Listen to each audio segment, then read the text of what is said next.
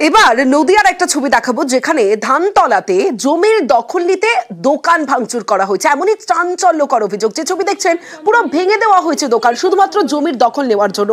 অভিযোগ আড়ংঘাটা স্টেশন লাগোয়া এলাকার সারের দোকানের মালিক সরস্বতী মিত্র। তার দাবি জমিটির দখল নিতে চাইছে স্থানীয় কয়েকজন ব্যবসায়ী ও জমি মাফিয়া। রানাঘাট আদালতে এ নিয়ে মামলাও চলছে।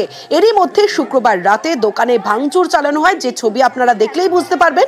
এবং দোকান ভাঙচুরের ঘটনায় এখনো পর্যন্ত 10 জনের বিরুদ্ধে লিখিত অভিযোগ দায়ের করেছেন দোকান মালিক।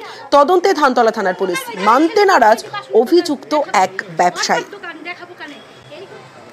ওরা ষড়যন্ত্র করে আমার দোকানটা ওরা পুরো ভেঙে দিয়েছে। ওইটাই আমাদের ইনকামের রোজগারের রাস্তা, তাছাড়া দ্বিতীয় কোনো অপশন নেই।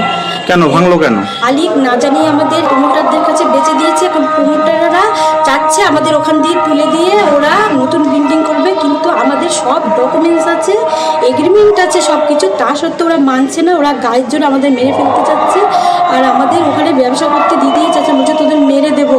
পুলিশ কি করবে? পুলিশ আমাদের হাতে টাকা দেবো, পুলিশ সব মেনে নেবে। কোর্টে কেস করেছি, দুটো কেস চলা সত্ত্বেও ওরা এই কাজ করলো। স্বামীকেও চক্রান্ত করে ওরা মেরে দিয়েছে এইভাবে করে। এখন আমাকেও চাইছে সরাতে। আমিও একটা ভাড়াটিয়া, মানে আমাদের বাবার আমল থেকে এটা ভাড়াটা চলছে। আমিও এখানে কেনার জন্যে যারা কিনেছিল তাদের কাছে আমি কথা বলি, তারা একটা টাকার বিনিময়ে আমাকে জমিটা রেজিস্ট্রি করে দেয়।